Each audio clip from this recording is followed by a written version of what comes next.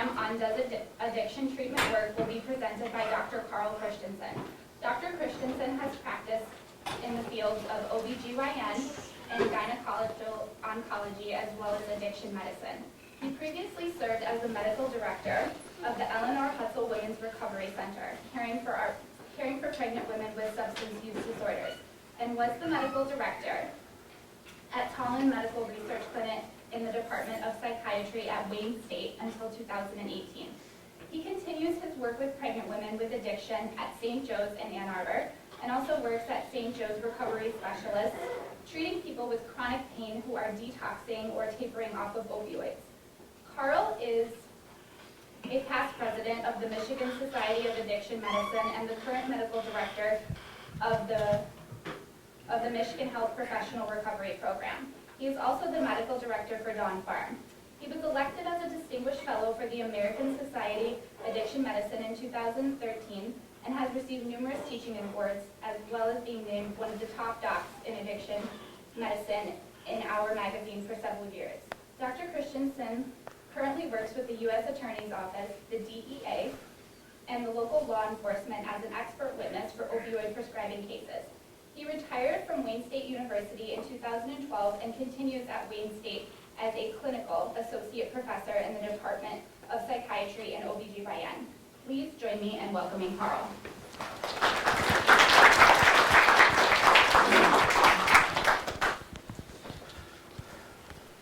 Thank you. So, just for disclaimers, to start the talk off with, I have no financial relationships to disclose. And as you've already heard, I work for Dawn Farm, Wayne State, Michigan Health Professional Recovery Program, and also I'm on the advisory board for a fantastic organization which is Families Against Narcotics. We have chapters in Washtenaw, Western Wayne, Oakland County, Macomb County, and there's different locations all over the state. If you're interested, just Google them, and you can find out information on where one near you. And I am a previous methadone provider from the Wayne State Substance Abuse Research Program. And I just want to give you a warning, this is informed consent. I've been giving this talk for a long time. We were just trying to figure it out. I think it's about 15 years, some version of this talk. And we started asking for evaluations about 10, 12 years ago, and I thought they would all be glowing, and this was one of the first ones I got. And I was wounded, so I went home and I rewrote the talk and I put a whole bunch of new stuff in and came back, and this was the response. So these are documented. You can ask Jess, these are documented evaluations. So just to warn you that this is not the most uplifting talk you're going to have this year. So also I would encourage everybody to look up Jason Schwartz's blog on addiction and recovery news. It's one of the WordPress blogs. And if you want to see somebody pick apart a research study, you want to read something that Jason went over. And I know you hear a lot of glowing stuff about how this or that is the gold standard and everything is okay if we do it this way. And when you look at these research studies, we're going to do a bunch of them tonight, you'll find that it's really not true. So we have to start off by asking what addiction is, which sounds kind of ridiculous for this audience, but probably everybody in here has a slightly different version. And the most common one is that it's physical. So I'm taking too many Norco, and if I stop taking them, I get sick. And if I could just get over that, then everything would be okay. We're going to kind of demolish that theory. Or you can say it's lack of willpower, or the addicted person is a bad person, or it's an actual mental illness. And we're going to look at each one of these. So first off, for physical dependence, that is defined as what we call tolerance and withdrawal. And if you're not familiar with those, tolerance is a physical response to almost every opioid or sedative medication that the brain corrects and makes you get a lesser effect for the same dose, or you require a higher dose to get the same effect. So if I'm taking Xanax to deal with the stress of my job at night, eventually, just because of tolerance, I will need 2, 3, and then because I'm not prescribed 3 a night, I'm going to run out and I'm going to go into withdrawal, which is the opposite effect of what the drug was designed to do. And if you're talking about something like a benzo, Xanax, or Klonopin, it's dangerous because I'll become shaky, I'll sweat, my blood pressure will go up, and if I'm not careful, if you're not careful, I'll have a grand mal seizure. This all sounds like addiction, right? But it's not. These are both physical responses that will happen to everybody. I can take everybody here in the room and force feed you morphine for 2 weeks and then suddenly stop.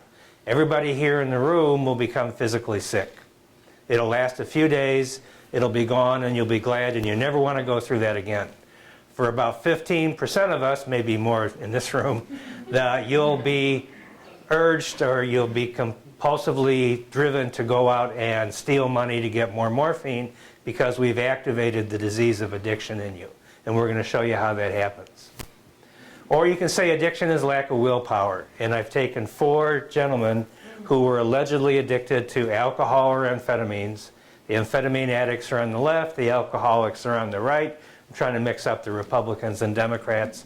And you can say whatever you want about these 4 individuals, but nobody has ever accused any of them of having a lack of willpower. And history is full of strong-willed alcoholics and addicts. It just doesn't add up. Or you can say you're an amoral person. Now, these are 2 famous physicians. Everybody knows the guy on the right because of his cigar, but you don't know the guy on the left. That's William Halsted. If you were a cancer surgeon, William Halsted is God. He was the greatest teacher of cancer surgery that ever lived. He was also completely and hopelessly addicted to cocaine. Matt Statman, who used to work at Don Farm, got a hold of the only paper he ever wrote, and the first sentence is 1 page long. It just rambles on. He was high when he wrote it. And he not only was addicted himself, he got his colleagues addicted, and you can only imagine what rounds were like with him in the morning. Nobody ever cured him. A lot of people tried. And people don't call these bad doctors, they were addicted doctors. So we're left with talking about this as a brain disease, a mental illness. And I'm going to show you a horrifying number of brain pictures. This picture shows your frontal cortex, which is you, over on your right, and your hindbrain, which controls your respirations and everything, over on your left. And the first part I want to show you is an area that we're pointing to called the locus ceruleus. Don't worry about the names. But this is the part of the brain that goes into overdrive when the opioids or the alcohol wears off. And it makes you sweat, tremble, your pulse goes up, your blood pressure goes up. And this happens to everybody that stops using a sedative or an opiate. And here's the real criminal. This is the nucleus accumbens. This is in your primitive forebrain, and it is responsible for reward. So when you had one of those cookies outside and you felt good, that was reward. Okay, I'm going to come back to the cookie in a second. All right? And the gas tank for the drug involved is the ventral tegmental area, and the drug is dopamine. Dopamine is the pleasure drug in your brain. So when you got that feeling, when you ate that cookie, that was dopamine going up in your brain. Okay? Now, there's a problem. We're going to talk about this, but your frontal brain, your cerebral cortex, specifically what's called your prefrontal cortex over your eyes, is supposed to stop you from eating more than just one. So those of you who have already had more than one cookie, you need a 12-step meeting right away. Okay? And we're going to show you how that part of the brain, which is supposed to control your desire to eat, is broken in addiction. And we're going to show you a lot of pictures of the pleasure center, and I want you to realize when you see this picture, you're looking down at someone's brain, their frontal cortex is pointing up, and the brain is symmetric, so you're looking, I don't know if this is going to help here. You're looking at the left side and the right side. Those are the pleasure centers, and when you see red and yellow, that's dopamine. So that's a normal, happy, healthy brain. Now I'm going to show you some research from Dr. Nora Volkoff, who's the medical director of the National Institute of Drug Abuse. And what she did on the left, from the top to bottom, are 3 happy, healthy controls. And what you're looking at is the amount of red in their brains, and that's a normal amount of dopamine. So that's a normal amount of pleasure in your brain, and we call that hedonic tone. On the right, if you look, you can see a cocaine addict, an alcoholic, and a heroin addict. And they all share the same thing. The dopamine is gone. And we'll talk about why in a couple minutes. But that's one theory of addiction, one of the first theories, called the reward deficiency syndrome, meaning that you don't have any dopamine if you're addicted, you don't enjoy anything, and you spend all your life chasing it to get it back. Now we're going to talk about this a couple times. We're going to talk about relapse. Almost everybody who has addiction will stop sooner or later. You get arrested, you run out of money, your family sends you to treatment, your boss intervenes on you, but if you just go to treatment and detox, almost everybody will relapse when they get out. But why would someone relapse after going through all that misery of withdrawal, knowing that they're going to have to go through it again? And here's part of the reason. This is another picture of a brain, but in this case we're looking at brain metabolism, blood flow. So this is how active your brain is, and that's a normal person on the left, and the cortex is pointing up, and you can actually see the areas of the brain at the top that deal with impulse control and thinking. Over here is a cocaine addict, okay? And you can see the difference between the two brains. It looks like the cocaine addict's brain is kind of idling. And anybody who's worked with somebody with active stimulant addiction knows that they don't think too well, and you don't get a whole lot of useful ideas from somebody who's actively addicted, okay? And that accounts for some of the impulse control problems that addicts have. But it's worse than that. This is a study done by Dr. Mark Gold in Florida. And what he did was he took 3 cocaine-dependent patients and locked them up in the hospital for 100 days. And drug tested them every day, and he paid them every day to stay there, and made sure that they didn't sneak out and use. And he started off by looking at normal people, and these 3 people on the top are normal controls, and that is how your frontal cortex is supposed to look, yellow and red, okay? And then he took our cocaine addicts 10 days after they stopped, and look at their brains. It looks like someone unplugged the machine. There's no brain activity going on 10 days.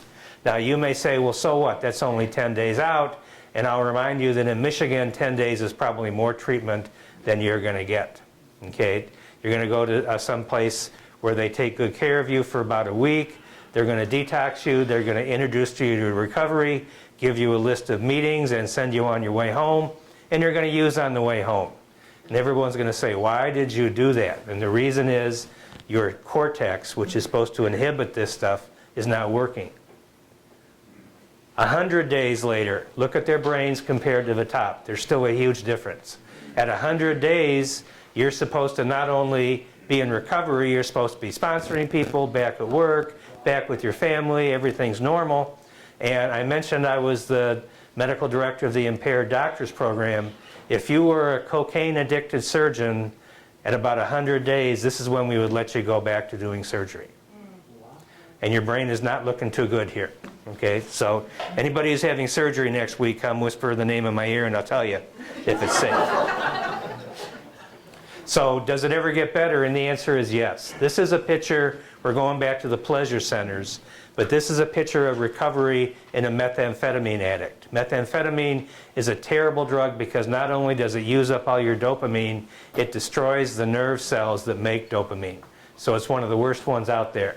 And you can tell on the left, that's a normal control. In the middle is a methamphetamine addicted person 1 month out. And on the right, it's 1.5 years later, and they look almost like the control. So you do get better, but I tell people that it takes about 2 years to recover. Not what people want to hear. They want to think about a week. Okay, now let's look at all this in a different way. I'm going to show you 3 different models. And this looks at addiction as a cycle, okay? And it involves binging at the top, withdrawal, and then preoccupation or anticipation. And binging, and we're going to show you something besides heroin here. Now, I'm a vegetarian, so I don't react to this, but probably some of you do. This is an addictive drug. This is a hamburger, okay? And there are people whose lives are destroyed by eating too many hamburgers. And there's going to be a talk on that later on this year. But the binging is a result of what's called your basal ganglia, and your nucleus accumbens is in there. So that's the same thing as the nucleus accumbens. And the drug involved, they say there, is dopamine. And they show this funny phrase at the top, incentive salience. What is that? That is my ability to walk in the room and pick out the most important thing in the room. So if you're an alcoholic and you go to a wedding reception tomorrow, you'll walk in the room and you will see where the bar is. If you're a food addict, you'll see where the pastries are, okay? If you're a sex addict, well, whatever, okay? But again, behaviors are the same as drugs. So you have the ability in your brain to pick out the most important thing in the room to you. And this is part of the binging stage. And then you go into the withdrawal stage. And part of that is your locus ceruleus, which makes you sweaty, tachycardic, your pulse goes up, your blood pressure goes up. But it also involves a part of your brain called the extended amygdala. The amygdala, along with a part called the hippocampus, is responsible for memories, and the amygdala is responsible for the bad memories, okay? So when you start withdrawing, you know what's coming, you hate it, and you will do anything to avoid it. And it's far more than just a hangover. Your body is ready for it, and you know that it is not to be tolerated. And the drugs involved are norepinephrine, that's a version of adrenaline, corticotropin releasing factor, which releases cortisol, and you've probably heard that's the stress hormone, and a real weird drug called dynorphin, and that is a drug that makes you dysphoric. It's in your brain, and it causes misery. And these are the withdrawal drugs. So it's a lot more than just wearing off simply. Your body is attuned to this. And then you go into the anticipation stage. And anticipation or craving is being aware that it's available, here it comes. And there are two different chemicals in your prefrontal cortex that are very well studied. One of them is glutamate, and glutamate is the go drug. So if I am deciding whether or not I'm going to actually do something valuable today, glutamate from my cortex will make me get up and do something. If I'm trying not to do something, i.e. go to a bar, there's another drug called GABA that is the stop drug, and GABA will try and stop me from going to the bar. So your frontal cortex is go and stop for different things. And again, in addiction, the go tends to win in case of going to the bar, and the stop drug tends to lose. And again, binging at the top, withdrawal on the right, preoccupation or anticipation on the left. All right, one more weird slide, and this is very useful. This is a diagram that my employee assistance person showed me on the day that I was referred to treatment out of the hospital I worked at. I never forgot this slide. And it's two parts. You've got homeostasis in the top and allostasis at the bottom. And this is the normal one. So those of you who are not suffering from addiction, some of you are going to go out this weekend to get drunk. So this works. Nope. But if you look at the positive part of that graph, that's getting high, and then it wears off and you get a hangover the following morning. That's the negative, and then you're back to normal. So you get high, you get a hangover, you're back to normal. Everything stays the same. Allostasis means that if you keep doing it, you never get quite back to where you were. So you get drunk every night, and the next morning your hangover is worse and worse, and your recovery is also lower and lower and lower. And you may have heard somebody give an open talk or something saying, at the end, I was just trying to stay out of withdrawal. I wasn't even getting high anymore. That's allostasis. You don't recover to where you were. You keep on hitting a lower and lower point. And these are all different ways of looking at the same thing. And that's the allostasis part. Now, a lot of people will argue that everything we're talking about is nonsense. And all we're talking about is brain damage. You're weak-willed, you use drugs or drink, and you're damaging your brain, and all this dopamine stuff is just showing brain damage, and this is all nonsense. So, is there any evidence that this happens before you start using drugs. And this is a study that was done in California, and they found volunteers who were not using drugs, and again, it sounds kind of hard in California, but they did. And then what they did was to get brain scans and give them IV Ritalin, methylphenidate. This would be similar to someone you know injecting methamphetamine or injecting Ritalin or injecting Adderall. Most people would find that to be a horrible experience. 15% of the population would find it enjoyable. And then they asked them, did you like it or not? And then they went back and they looked at the brain scans, and they found that people who enjoyed getting that injection were lower levels of dopamine, and they hadn't even used drugs. They were born that way or made that way, and that was a risk factor for later addiction because they enjoyed the experience of shooting up Adderall or shooting up Ritalin. And this doesn't have anything to do with drug use because they hadn't started using drugs yet. And remember that we believe that addiction has really three separate parts. One is genetics, and in some kinds of addiction, that's 40% or more of the problem, especially if you're talking about males with alcoholism and you look at their fathers. Trauma, and it doesn't have to be sexual trauma. It can be emotional, physical, sexual. It can be PTSD, and you're aware that veterans who come back with a diagnosis of PTSD are at increased risk of developing addiction. And finally, in order to become addicted to the drug, you got to be exposed to it. You may know someone in your life who is a very, very sour, angry person, but they don't drink, and maybe sometimes you wish they did drink. That's probably someone with addiction who hasn't met the drug yet, okay? And when they meet the drug, for a while everything's going to be great, and then the wheels are going to come off. So let's shift over talking about treatment. What are you looking for out of treatment? And there's really three different levels that we talk about. One is harm reduction, the second is abstinence, and the third is recovery, okay? So harm reduction is the most basic level of treatment. You are not trying to get the person into recovery. You don't expect them to stop using, but you want to make it safer for them, and you want to make it safer for society. So for example, in different countries, if you are a heroin addict, you can go someplace and get a daily dose of heroin or a daily dose of Dilaudid. And in the US, they are now trying to open up shooting sites where you can bring your own heroin, use their needles, and hopefully you won't transmit HIV or hepatitis C. The problem is that the heroin you bring in still has fentanyl in it, and we'll come back to that later. And if you look at our standard treatment programs, I used to work at a methadone clinic. I was a medical director there, and people would come in all the time and they would say, well, I have a prescription for Xanax that I'm going to take, and I would say no. And they said, well, every other methadone clinic I've been to lets you use that as long as I have a prescription. That's harm reduction. There was one paper that said that almost 2/3 of addiction doctors in the US prescribe Xanax along with Suboxone, which is just terrible, but there it is.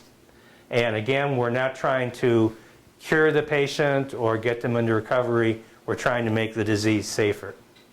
And then abstinence can have different meanings. It can be, I'm a heroin addict, so I'm abstinence from opioids, but I'm still using benzos and still using stimulants. Or I'm abstinent from all drugs, okay? And again, in methadone clinics, about 25% of patients use cocaine. The same thing can happen if you're talking about treatment with buprenorphine, which is Suboxone or Zubsolv. And the treatment can either be medication, and it can also involve counseling, but the idea is to at least get the drug use, or a specific drug, to stop completely. And finally, there's recovery. And recovery is the most nebulous one. And you'll hear it described all different ways. So finally, the big shots got together and they wrote a paper saying, what is recovery?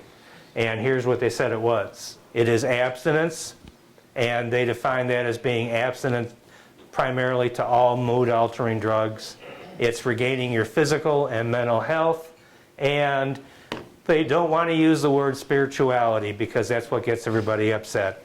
So they say citizenship, which means giving back to the society that treated you. Okay, and a lot of us would call that spirituality, acknowledging that there's something bigger than us outside ourselves. And it also involves quality of life, and the quality of life in people who have attained long-term recovery appears to be much better than when they were in early recovery, and for most people better than the average person who's on medication-assisted therapy, but that's all disputed. So the studies we've been talking about, how are they done? We're talking about human studies now, not animal studies or brain scans. You can just use anecdotes, and that is actually how a lot of treatment started. For example, thalidomide was found to cause rare birth defects in Europe, and they brought that over here and banned it. There were drugs that caused very, very rare cancers, and there's a rare disease becoming more common that tells you that something is causing it and you have to intervene. The most common kind of study is observational, so I'm going to go to the St. Joe's Medical Records Unit. I'm going to look up people who smoke, people who don't smoke, and look to see what your chances are of getting lung cancer. There's research being done, but there's no experimentation being done. The patients don't even know we're doing it, and we have to get approval from the hospital. And then there's an experimental treatment where you actually do something, give somebody something, and see what happens. And on top of that, you can randomize it. And a really bad randomization would say the left half of the room gets buprenorphine, the right half of the room gets methadone, and a real randomization would be computerized where you're assigned to one or the other. And sometimes, not always, but sometimes you should have a control group. But remember that control groups may be unethical. If we're talking about two different treatments for cancer, it may not be ethical to withhold treatment. And the same thing occurred when we did a big study on alcohol dependence. And the best study is blinded, meaning that I don't know what I'm giving you and you don't know what you're taking. I was involved in a study like that for pregnant patients who were opioid dependent, and you came every day to our clinic and you put a pill under your tongue, which was supposed to be buprenorphine, and then you swallowed a liquid, which was supposed to be methadone, and you weren't supposed to know which one it was, and we weren't supposed to know. And then the most ridiculous one is meta-analysis, which is the Cochrane Database, and this is where you sit down and you look at all the studies on treatment of something, and you rate the studies, and probably 90+% of the Cochrane Database reviews say there's no data. And their concern is grading the study and rating it, and they're not really concerned about the effect on society or the effect on the patient. Finally, there are a lot of people who say that we shouldn't even be here tonight, okay? And that addiction doesn't exist, and that it's something that is just made up, and it's a medical fraud. And this is the Donald Trump of addiction medicine. This is Stanton Peele. He is, to say he's opinionated is probably an understatement. He's very well known, he's very well written, very intelligent, and he says that this is all nonsense and this is just part of your life, okay? And he has changed a lot of his websites and everything, but he still offers, as he says, for less money than you pay for cable, you sign up with him and he'll take you through getting your life back without having to go to AA or whatever. And there are always books out there that attack AA. If you look up Alcoholics Anonymous on the internet, probably 98% of the blurbs that you're going to find are negative. It's not a very popular program. So let me present this a different way. I used to take care of GYN cancer patients, and let's talk about ovarian cancer. Everyone makes a big deal of that, but in reality, only about 1% of women are going to get it. So that's not really that much. And there are a lot of women who we think have ovarian cancer, but they're benign tumors, and they have to go through surgery only to find out they didn't have cancer. So this is sounding kind of fishy.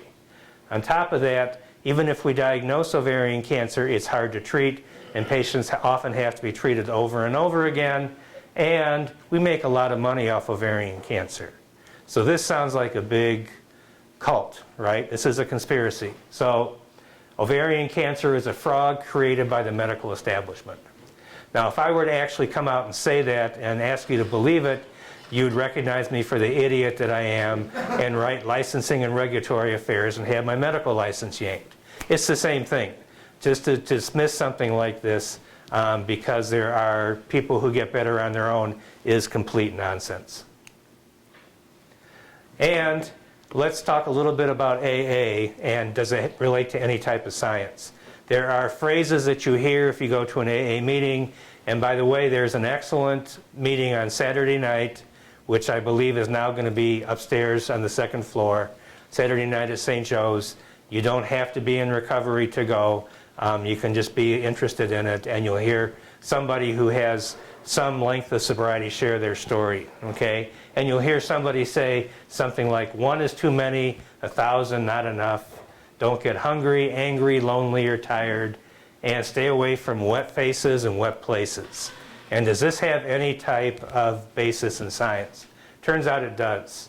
This is research done by Elliott Gardner. There are thousands of rats who sacrificed their lives to have this picture, and what he showed was if you have been abstinent for a long term and decide to just have one, what it will do is trigger a burst of dopamine from your gas tank, from your ventral tegmental area. If you undergo stress and you relapse, it is partly due to the amygdala, which we already mentioned, with release of corticotropin releasing factor and release of dynorphins and release of adrenaline. And if you decide to walk by the old bar tonight and find yourself inside, that is a cue-triggered relapse which goes through the hippocampus and the amygdala. And there are different areas of the brain that cause different types of relapses. Finally, if you use for long enough, in your relapse, you'll become physically dependent, and when you try and stop, you'll have physical signs, and that comes from your withdrawal center, which is your locus ceruleus.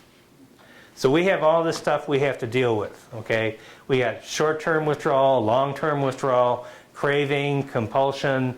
We have impulse problems. I can't say no, and once I start, I can't stop. And I also have a damaged cortex, so I make bad decisions. So we have to worry about all of this.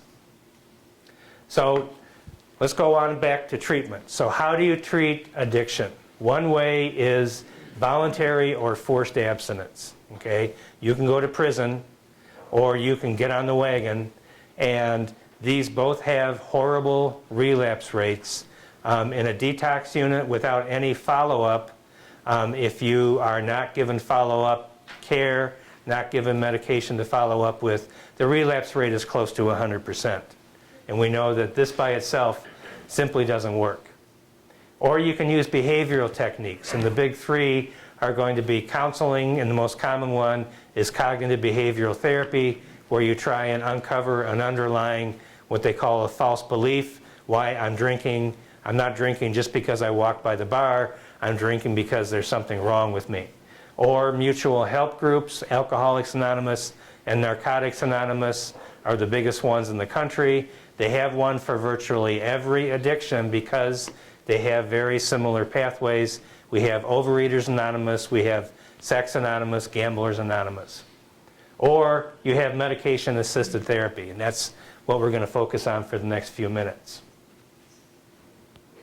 And we have also what's called the gold standard, which is the treatment of safety-sensitive professionals, including doctors, pilots, lawyers, and law enforcement. And we're going to come back to that last. So another issue is, if any of you here have a loved one who has been through treatment, where do you go to treatment and how often do you go? So the lowest level of treatment is considered outpatient, which is typically weekly or less than 3 times a week. Next, intensive outpatient, which is 3 to 5 times a week. You may be unsafe just to come off the medication, and that's primarily for people coming off sedatives and alcohol, where you may seize, so you can go to inpatient or a short-term detox, or you can go to residential treatment, which is often considered 30 days or more, up to 90 days, 6 months in some cases. And after you're done with your residential treatment, you may go into some type of therapeutic community, which is commonly called a halfway house or a three-quarter house to live with other sober individuals. Or you may do medication. Okay, now let's start off by talking about treatment for alcohol dependence. The most common treatment used in the country up until recently and still is Alcoholics Anonymous. You also have, for those who don't enjoy Alcoholics Anonymous or feel it can't work for them or spend too much time reading internet reviews of AA, you have an organization that bases their recovery program on cognitive behavioral therapy. This has been published in the literature. It's called Smart Recovery. And it works here in Ann Arbor. They have meetings at the Alano Club over in Western Ann Arbor. They have online meetings. There is a book that you can get on Kindle that you can download. And it's the most active, I believe, of the non-AA treatments. You also have cognitive behavioral therapy, which is either done with a group or with an individual therapist. Or you can have motivational enhancement therapy. And this is where you try and convince somebody to move from not being ready to thinking about it to getting ready to doing something about it. And you might say, well, on a scale of 0 to 10, how ready are you to stop injecting fentanyl every night and not waking up the next morning? And you can tell I'm not very good at it. And my wife and I actually went to a motivational enhancement course out in Wisconsin, and they pretty much told me not to come back. So this is something that's not my strong point. Or you can go to the internet and find all kinds of authors, including Stanton Peele, dozens and dozens of books saying, you know, AA is a fraud, I hate AA, I'll show you the way, but by the way, buy my book. So be careful. And then we have medications for alcohol dependence. And this is the latest author really to attack AA. I think this is 1 or 2 years old now from the Atlantic. This is Gabrielle Glazer. And she went to Europe and talked to European addiction doctors and asked them, you know, how their treatment centers worked. And they said, well, they work very well. And she used this to attack AA. And she said that everybody should be on naltrexone and used it on herself in the paper she wrote. And we'll be talking about it in a minute. But basically, if you read this, this paper is the reading equivalent of Swiss cheese. But take a look at it. There's also the Cochrane Database, which says that no study has unequivocally shown that AA works. And why is that? And the reason is that there is no level 1 research, which means that you go to AA, you don't, you do, you don't. I randomize you, you don't have any choice, and you simply can't do that with a program like AA. It's never been done, and it probably never will be. There was one program that used randomization after treatment, and they took patients and they randomized them to AA or CBT or motivational enhancement, and then they wanted to see how the outcomes were, and there was no control group. And this has been used as a way to attack this study, saying it's not valid because there was no control group. That's nonsense. If you enroll in a cancer trial now, there will be 2 different treatments, and there will be no control group. We don't tell patients, well, you may not be able to get treatment, so we can do the study. You get one treatment or the other. And they really had only 2 findings. Patients who were angry did better with motivational enhancement therapy. Otherwise, AA came out slightly ahead of the other 2. And they just redid the study at 10 years. And they found out that patients who were still going to AA were doing much better. The problem is that there almost no patients were still going to AA. It was a very small fraction. And this is a author I would encourage you to look up on the internet if you're interested. Lisa Ann Kaskudis from out west. She is a pharmacy doctor, PhD in pharmacy, and she did a research review of AA studies. And she is actually a avowed atheist, and she is very enthusiastic about recommending AA. I just want to show a couple of the studies from this paper, which you can pick up online. This is a study that looked at AA and abstinence at 1 year and a year and a half. The green is 1 year, the yellow is a year and a half. And on the left, you have the abstinence rate for folks who went to AA, 50%. On the right, no AA, about 28%. Again, these are not randomized trials, so you can always argue that they're invalid because you weren't assigned to one group. Here's a study that looked at how many meetings you went to when you had a year and a half clean over a 3-month period. So if you didn't go to any meetings, about 20%. If you went to 20 meetings, about 35%, about 55%. And if you went to more than 50 meetings in 3 months, the abstinence rate was 65%. It's almost a straight line, which is hard to completely ignore. People do. Also, you can look at how often you go to a meeting, never less than weekly or weekly, and the abstinence rates go from 40 to 80%. So there's strong evidence without control groups, because the match study is never going to be repeated, that there is a strong association with AA. If you just Google her name, all these studies will come up. Okay, how about medications for alcohol dependence? There's really 3. The first one is antabuse. What antabuse does, if you remember back to high school, looks like most of us are out of high school, you remember pithing a frog and dissecting it, and that horrible pink stuff that ruined your skin and ruined your clothes and stank to high heaven. That was formaldehyde. What antabuse does essentially is turn alcohol into formaldehyde in your blood. You get terribly sick. So if you drink, your face turns red, your heart pounds, you vomit, you shake, you fall down, and the idea is that you get back up and say, I'm never going to do that again. But almost everybody does.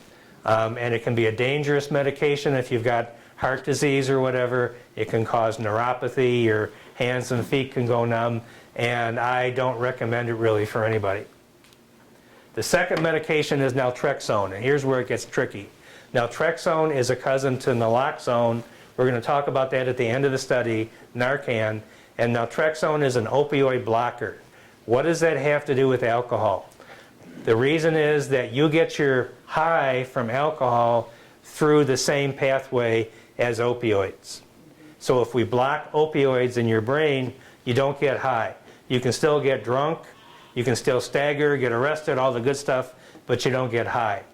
And the idea is that if it works, you'll stop enjoying it and you'll stop using it. There's a pill and a shot. The pill does not normally work. The shot is a monthly shot called Vivitrol, which we're going to talk about a couple of times.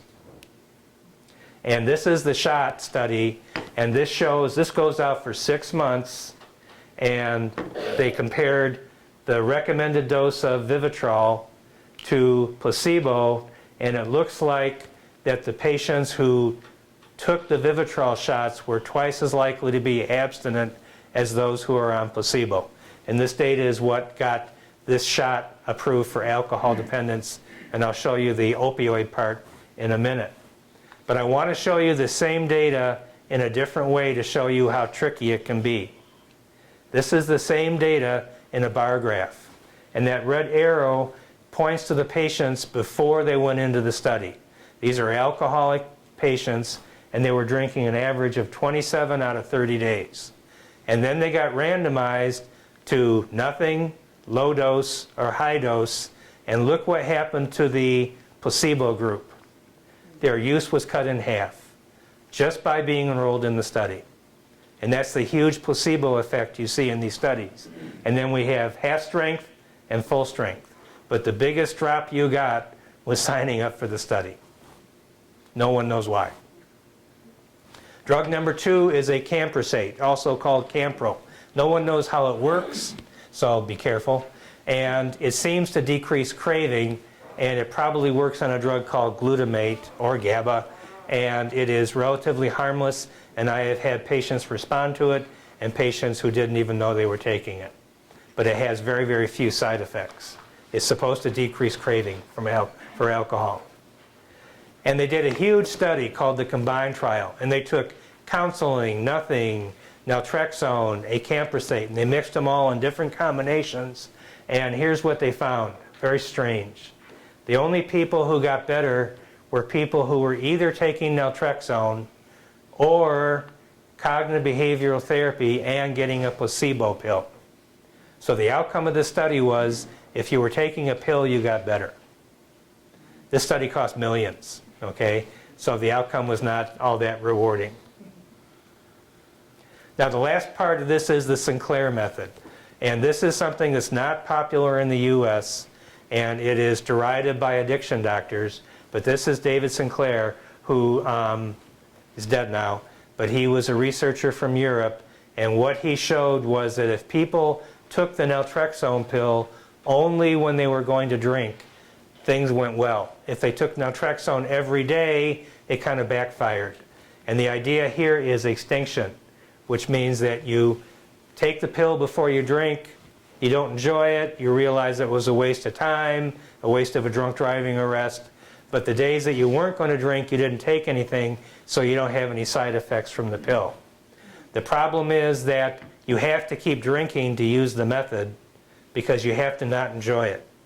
Otherwise, it doesn't work, okay? So there are a lot of patients I see who have severe consequences from their drinking, and I just simply cannot recommend they keep drinking. So that's one problem. The other is that it's not popular. There's only 3 providers in Michigan who offer it. I'm one of them. It's not something that most addiction doctors will recommend. But this is the study that Dr. Sinclair did. This is years old. But he looked at craving. And before you started the treatment, your craving score from 0 to 5 for alcohol, how bad you wanted to drink, was 4.6. After 3 months, it went down to 2.2. It was cut over in half. So that's useful. No one has ever repeated his work, but a lot of people hold it as gospel, which it simply isn't.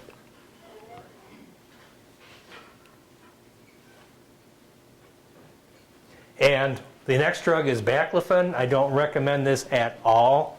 This is a version of Valium, but it goes to a different part of your brain and it causes sedation. So if you have somebody who's alcoholic and you give them enough Baclofen, they just kind of slow down enough so they stop drinking. The problem is you can't stop taking the Baclofen. How do you detox somebody off Baclofen? There is no known way. It works on a separate part of your brain, and you can't give another drug to get them off it. You can't wean them off. So you have to, we've done this at Don Farm several times, you have to admit somebody and just slowly taper them down. If you taper someone down too quickly, they seize. And there is a single book written by a single doctor over in Europe who found it beneficial, and this was held up as the treatment for alcoholism. But in my opinion, I'm sorry, it's not, and it's dangerous. Okay, remember I mentioned the depressive part, right? Okay, let's talk about treatment of opioid dependence. So for opioid dependence, there's really 2 different types of treatment. There's agonists, which is a similar drug to what you're trying to come off of, and that's going to be methadone and buprenorphine. We call buprenorphine Suboxone or Zubsolv. And there's antagonists, which we don't use in pregnancy, and the only one really in the country is going to be naltrexone. And that's going to be the pill or the shot. And this is a horrible slide. If you look up buprenorphine on the internet or methadone, you'll see this slide about receptor agonist affinity and strength and muse and on and off, and you'll get completely confused. And I used to use this slide for doctors when I would give this talk, and everybody would just, their eyes would roll back.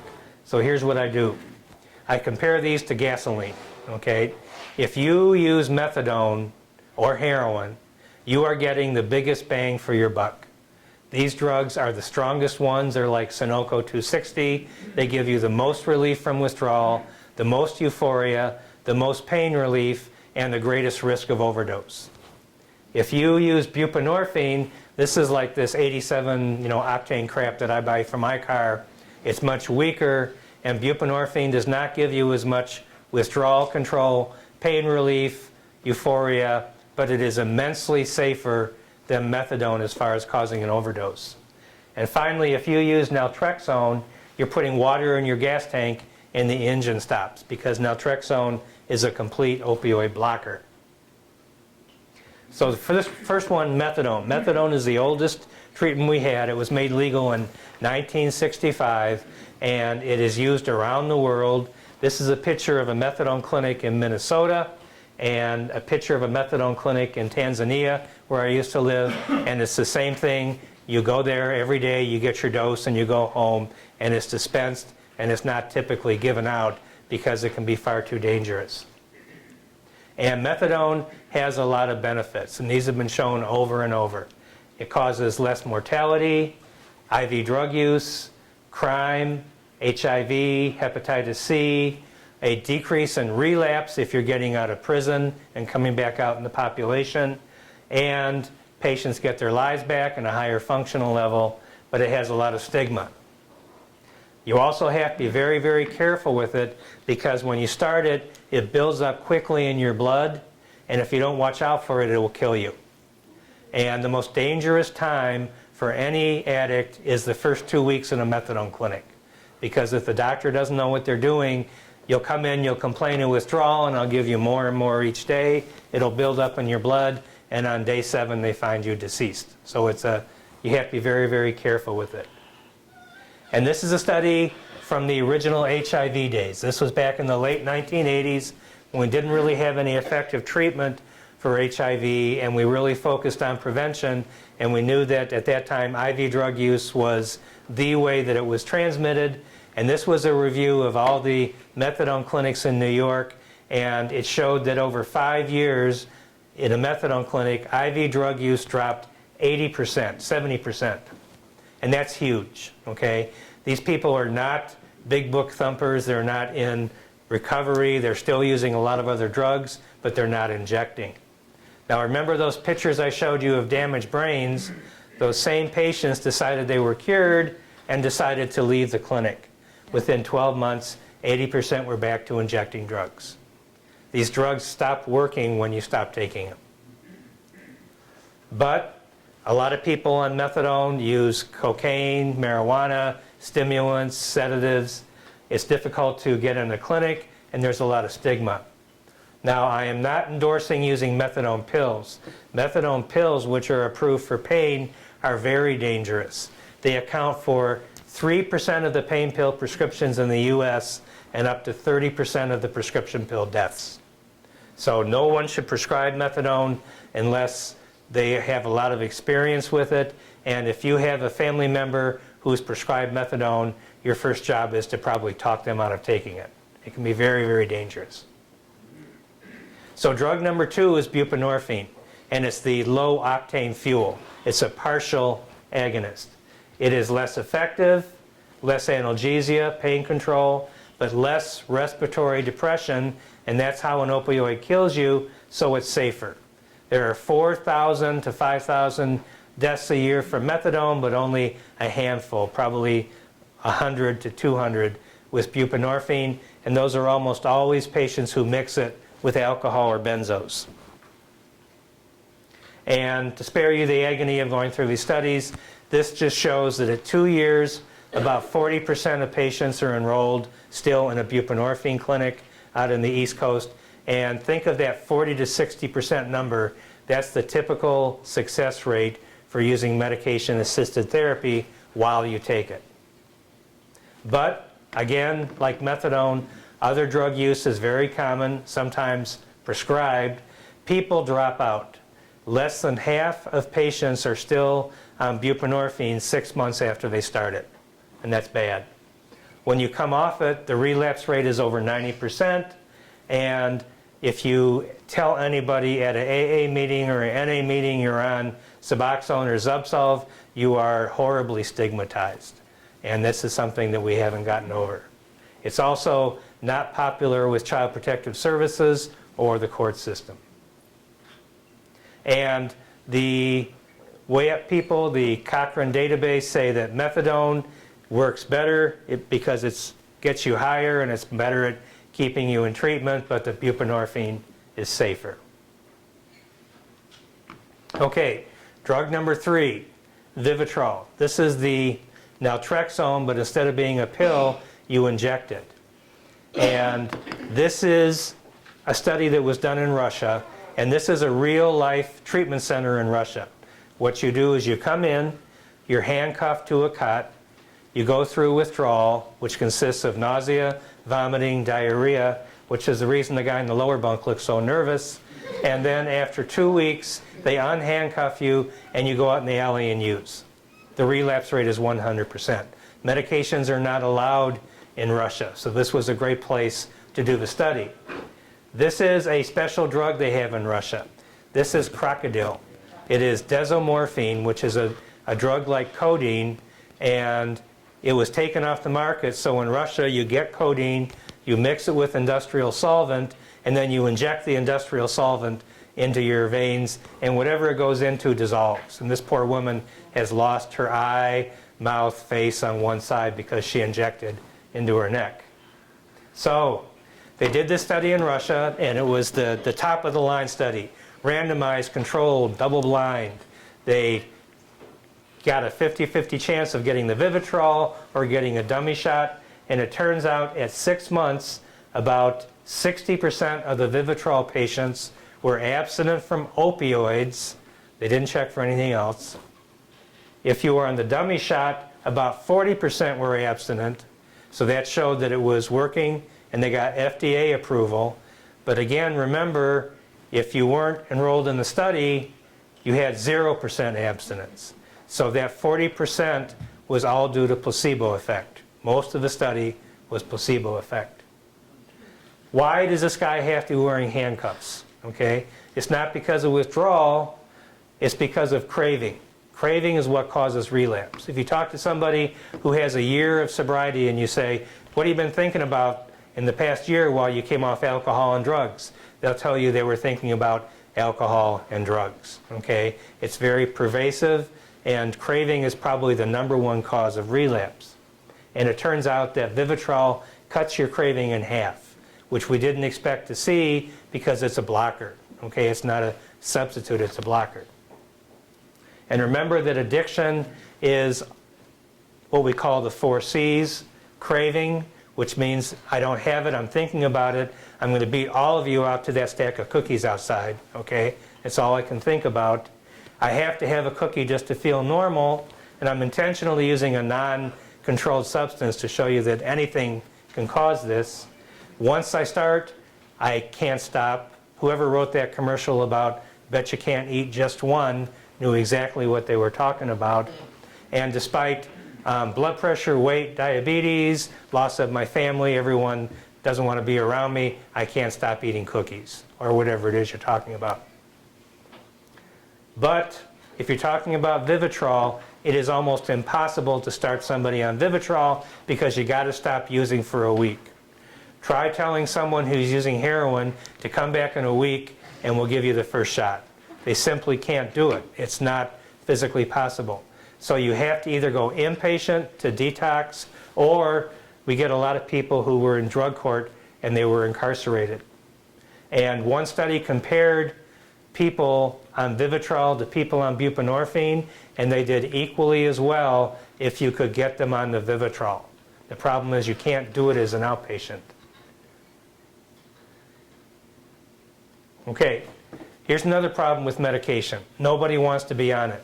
I've been doing this since 2002, and to date I have never once had somebody not ask me on the day we started, when can I come off this? Okay? Nobody wants to stay on medication-assisted therapy. So let me show you how successful that is at coming off. This is simply coming off opiates without any additional treatment. This was a study in England. This is Dr. Jason Luty. He believes that methadone is the work of the devil, and he took 101 opiate-dependent pregnant patients and tried to detox them. He succeeded with 40 of them, which is fantastic.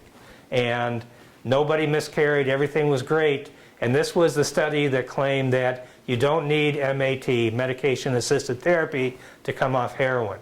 But when they went back and looked at the conclusion, at delivery, only 1 patient had a negative drug screen out of 101. Everybody else had either disappeared or relapsed. And that's the natural history of untreated addiction. Here's the most famous detox study in the world. This is Dr. Keiko in Sweden. They took 40 active heroin users, and they offered them all buprenorphine and counseling. Half of them were allowed to taper off, half of them stayed on, and they followed them for a year. And here's what happened. The ones who stayed on the buprenorphine, 75% were abstinent and no one died. The ones who came off the buprenorphine, nobody was abstinent and 20% were dead. So just detoxing somebody and saying, go on your way, does not work. You have to have some type of follow-up. This is a horribly complex, unintelligible, unnecessarily confusing study, but it's the biggest study ever done in the world on buprenorphine. This is out from the East Coast. And they took 654 prescription pill addicts and put them on buprenorphine for a couple weeks. And then they tapered them off. Half the people who went on the buprenorphine became abstinent. But when they tapered them off, everybody relapsed. So they said, oops, let's go on to phase 2. There were 360 patients still around. They put them back on buprenorphine, but now for 3 months, and then tapered them off very slowly. Again, 50% stayed abstinent. Remember that 40 to 60% number. But when they tapered off, everybody relapsed, over 90%. And they tried it twice, okay? So the moral of the story is this medication works because 50% is a very good success rate in addiction medicine, but it only works as long as you take it. They didn't measure anything besides opiates.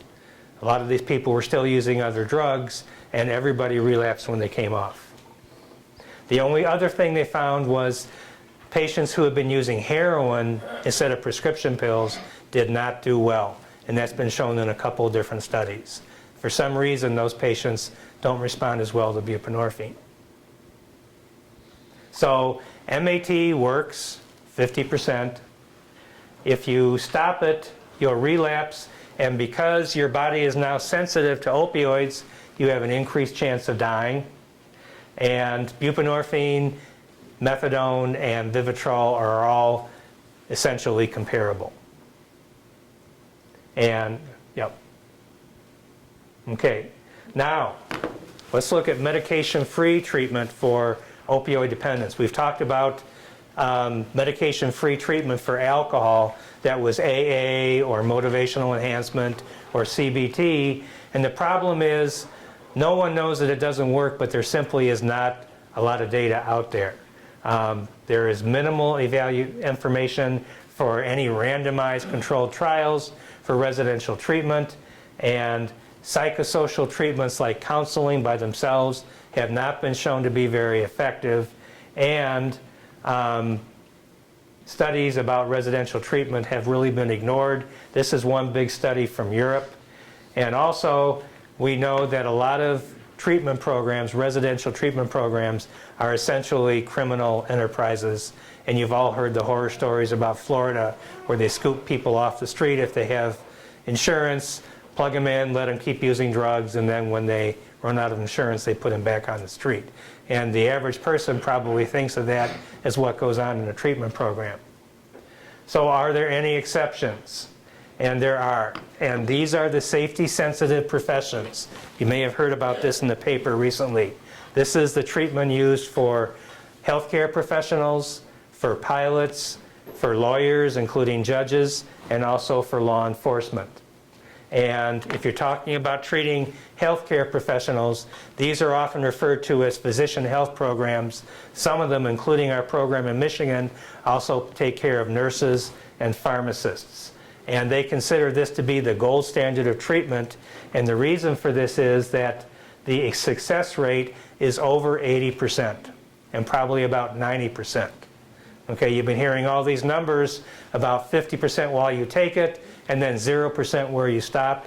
This has been shown to be as effective at 10 years, at 5 years. And opiate addicts were as successful as alcoholics. Everybody worries that opiate addicts will not respond to a non-medication type of program. And in this original study, medications were not used. And it's a program where you're monitored very carefully. You have to call in daily for a drug screen. You have to go to groups.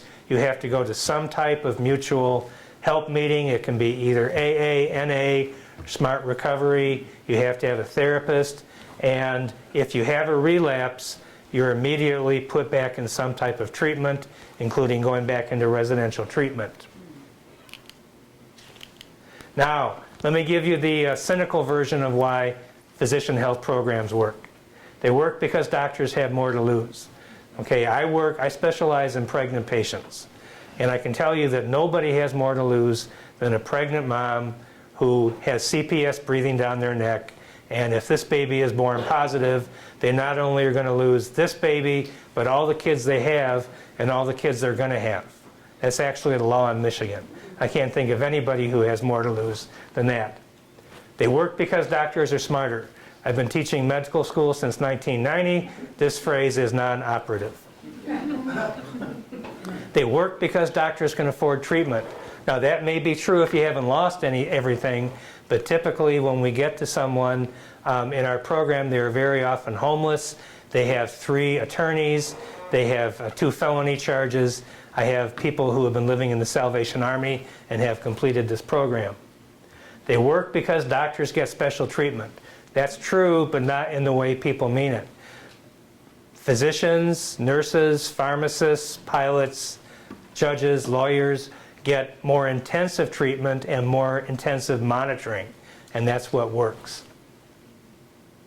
And do you have to be a neurosurgeon for this to work? Okay? And the answer is no. This is one of the big success stories in the country. This is Hawaii's HOPE program, Hawaii Opportunity for Probation Enforcement. These are largely methamphetamine addicts who have felony convictions. These are badly damaged human beings. And if you look at their success rate, the first arrows show the failure rates if you're in regular probation. And they go from 15 to 50%. And here's the failure rates if you use the HOPE program, which was built the same way as the doctor's program. And they have the same success rates as doctors. So you don't have to be a lawyer, a pilot, or a surgeon to benefit from this. It works for almost anybody. Now, you may also have heard of this. This came out on NPR last week. This is a story about a medical student who was actually at San Diego who died from a drug overdose. He had 6 years of sobriety, but decided or was also recommended to hide his addiction history from the doctors at the hospital. His own physician offered to hide his diagnosis on the chart. Things were shaky. He fell off a bicycle or something, went to the emergency department and talked the doctor there into getting a prescription for Norco. He died a week later from a heroin overdose. The conclusion from this paper and a paper that accompanied it was that everybody who's in medical school should be on methadone, which doesn't make a lot of sense because I've already shown you what happens when you come off methadone. But this is a major argument now that we should be giving MAT to doctors and also, I assume, to pilots and lawyers. This was another thing that came out at the same time. This is Dr. Peter Grinspoon, who has my job in Massachusetts. He's the medical director of the Massachusetts Physician Health Program. And he came out and he attacked everybody. He attacked physician health programs, residential treatment, not being allowed to be on Suboxone, being taken cold turkey off the medications he was addicted to. So I thought, wow, that's funny. I'm going to buy his book. So I read his book, and everything he said, he lied about. He was offered Suboxone and failed it. He was offered outpatient and failed it. He was put on detox medications. And when you read the book, he endorses 12-step programs and residential treatment. So I assume he wanted to get his name in the paper, and he really succeeded. This is a fantastic book, by the way, despite that. I got it off Amazon. Okay, so let me finish up with this, and we'll save some time for questions. You should always talk about Narcan if you're going to be talking about opioids. So we've already talked to a great extent about naltrexone. Narcan is naloxone. They are very similar, but there are important differences. The naltrexone is either a shot or a pill. The Narcan typically now is given through a nasal spray. Okay? It works very quickly and is designed to save someone's life. It doesn't treat opioid dependence. It keeps them alive until they can get to the hospital. And it's used for treatment of overdose. Vivitrol is for prevention of overdose. And it doesn't help you with anything besides opioids. So if you've taken alcohol, benzos, soma, and then heroin, it may still kill you. But the other bad thing is that most people who have an overdose will have another one, and the mortality rate is 10 to 30% per year. This is the most popular one on the market right now. If you look at the lower left, that is a 4 milligram nasal spray called Adapt. The two at the top are the ones we used to use. They are 0.4 milligrams. They're 90% weaker. What's the difference? Fentanyl. Fentanyl is here, it's not going away, and it's very difficult to treat a fentanyl overdose. On the lower right is our therapy dog. So who is at risk for an overdose? The major risk is the one at the bottom, fentanyl. Or if you are coming out of jail or treatment, or if you stopped your medication, or if you've been clean for a while, like that medical student. And fentanyl is now found in Washtenaw County in 75 to 100% of heroin samples. So you assume that if someone buys heroin, they're buying fentanyl. So just briefly, how to do a naloxone rescue. You find somebody, you make sure that they are really overdosed, okay? So if somebody may just be sleeping, okay? They may be high, but they're very arousable, those are okay. But if you can't rouse somebody, if you do something painful, if you rub their breastbone, if you pinch their ear, if you bend their finger back and nothing happens, you've probably got an overdose. My recommendation is you call 911 first. Because what's going to happen is, in the heat of all this excitement, trying to resuscitate somebody, you're going to give them the Narcan, you're going to forget you didn't call 911, the Narcan's going to wear off, you're going to say, where the hell is the ambulance, and you realized you never called them. And then you do rescue breaths, not compressions, okay? Now this is the problem now. There are fentanyl analogs that are so potent that a single exposure can kill somebody. So we also have a breathing mask, I'll show you a picture in a second, that you can use, keep around your house to protect yourself. And these are primarily for family members who have a loved one who is at risk of an overdose. You give the Narcan, you lay somebody on their side, you shoot the spray up in their nose. Do not test it first. It'll all come out. The packet has 2 sprays, but don't even push on it until you get it into someone's nose.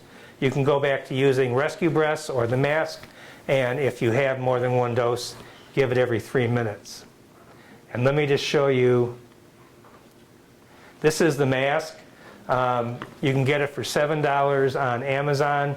It's a rescue breathing mask. You just Google that in, and it comes up. It's $7. And you just push it out, put it on their face, wrap it around their head, and it's a one-way valve. So you can blow in, but nothing can come out at you. And this is something that is now going on in Michigan, especially with Families Against Narcotics. If you are taken to the hospital after an overdose, people are probably not going to be real empathetic. And that's just human.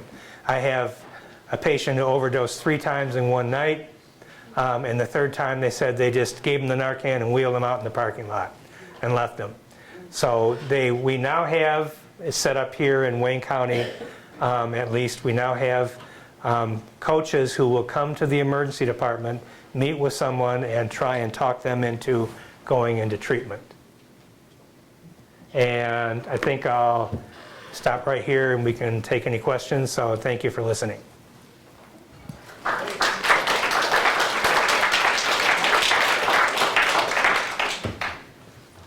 The question is, he's heard recovery coaches say that MAT will ruin your life, and he's heard people say that MAT will save your life, and both are true. And everything works for somebody. And when my only comment is, when you hear somebody being disparaging about a different treatment than you're using, especially if it's the treatment that saved you, and I'm disparaging somebody else, That's not science, that's just fear. I can tell you that medication-assisted treatment is effective at the percentages we talked about for opioid dependence while you take it. It doesn't treat anything else. But if that's what the main concern is, it's effective for that. You really can't stop taking it. The question is, what about the study where they looked at brains before they gave the Ritalin injection and they saw different amounts of dopamine? And the reason for that is genetic. You can be born that way. Trauma. If you experience trauma, your dopamine levels may drop. And that's one reason for trauma being a risk factor for addiction. Those are believed to be the two different ways. So the question is are the side effects from Narcan if you haven't taken opiates? And the answer is almost never. Any drug can cause an allergic reaction, but the benefits far outweigh the risks if you think somebody is overdosing. Now, by the way, the patient will not be grateful. They can become violent. And what I tell people is once you've given the Narcan, get up and get out of the way. Because people get very upset when they come to. No. The question is, if you're not breathing, are you dead? No, because essentially being deceased means you have no pulse and no respiration. The pulse is the last thing to go. We used to say that you should check for a pulse and worry about the pulse, but the problem is in a normal situation, half of us will miss a pulse. So if you have somebody who's been using drugs and opioids and you find them unresponsive, the most likely thing it is going to have been an overdose, and you should treat it like an overdose. Even the AHA that does training for CPR says don't do CPR for drug overdose. Do rescue breathing and Narcan. The question is, when do they go from an injection to a spray for Narcan? I believe what they were showing was the old IM injection for Narcan. And the answer is when fentanyl came along, because that spray is 10 times stronger than that injection, and the injection simply didn't work. So the question is, you see people at AA with like 20 years of recovery, and is there anything to help them? A recovery program, like a 12-step program, that's the point of the program, is not just abstinence, but better living. So that's what they're there for. I know if you meet people that have been around a while, most of us are old and cranky, but the idea is that you learn a different way of life, and if I can use my personal bias, the essence of a 12-step program is taking directions from somebody else instead of figuring it out yourself. And the people who learn to take directions from other people are the ones who really have a successful life. The question is, how is Vivitrol on your liver? There are rare instances of severe liver damage, but you can get a Vivitrol injection if your liver tests are up to 5 times normal. You cannot get a buprenorphine prescription if your liver tests are more than 3 times normal. So it's actually easier to use it for someone who has liver damage than it is for buprenorphine. You can give methadone to somebody if their liver has stopped working, because methadone can be metabolized in different parts of your body. The question is, why would someone be denied Vivitrol if they had a mental health diagnosis? And the reasoning behind that, which is probably not valid, is that patients can have worsening of depression with Vivitrol, which when I've talked to my patients on it, to me that's usually early recovery. I mean, they're just miserable, okay? But if somebody does have depression and their depression does get worse, you stop it. I have had people who stopped Vivitrol because they thought they were getting more depressed and they went out and died. So it can be a dangerous thing to do. So the question is, do you become tolerant to buprenorphine like you do to regular opioids? And the answer is, you don't seem to. I've had people on the same dose for 5-10 years. Typically, if you were on hydrocodone for pain, your dose would keep going up and you'd run into all kinds of problems. I understand where you're coming from, but when you're on methadone, if you are successfully engaged in treatment, you are not committing crimes, You are not endangering your family members. You're not endangering yourself. And I have patients at the old Wayne State Clinic who had a stronger recovery program than I do. So I can't agree with you on that. The second question was, what's the process to come off methadone? And the answer is people can come off these drugs. I have helped people get off these drugs. It needs to be done very slowly, and I don't recommend someone do it unless they have another type of recovery program in place, and that would either be counseling or a mutual help type program. And if you force somebody off it, then the relapse is essentially guaranteed. The question is, what's the advantage of ketamine for pain control? And the answer is that it avoids an opioid, and that's probably the only answer. It may not be safe to use in someone who's in recovery. It can be abused by somebody who's actively addicted. There are patients who have severe reactions to it. It's approved now by the FDA for resistant depression with not a whole lot of research done, and it's considered so abusable that you can only use it in your doctor's office, which to me is kind of a red flag. And actually the other drug, there's two other drugs I wanted to mention very quickly. One is Ibogaine. Ibogaine is a drug that has been used in other parts of the world to treat addiction, and there was actually a US study on it.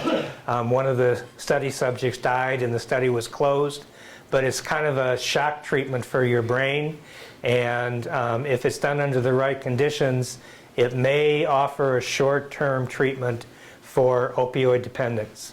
It really needs to be studied more, but the problem is that it is a horrible experience, and if it's done incorrectly, you can either suffer brain damage or cardiac damage, and they're both, because of that, the drug was yanked off studies. The other drug is good old Kratom, which is available in most shops here in Ann Arbor. Kratom is a well-controlled substance from the jungles of Thailand, where you can imagine what kind of quality control they have. And it is an opioid. It binds to your opioid receptors. It can cause opioid dependence. A lot of patients will use it to get off heroin or get off buprenorphine. A lot of patients come into our detox unit, and I'll be talking to them and I'll say, you know, you look pretty comfortable. And they say, yeah, I just took a jar of Kratom. And then the Kratom wears off.